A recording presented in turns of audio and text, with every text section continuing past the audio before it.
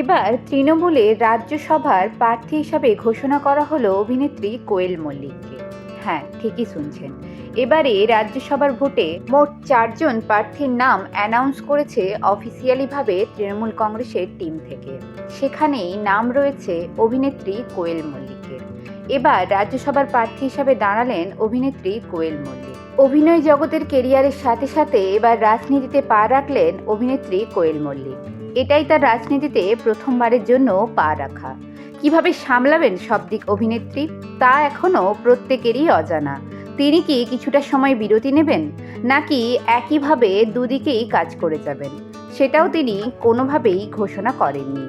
কিন্তু এই খবরটা দর্শকের মধ্যে অনেকটাই চাঞ্চল্য সৃষ্টি করেছে।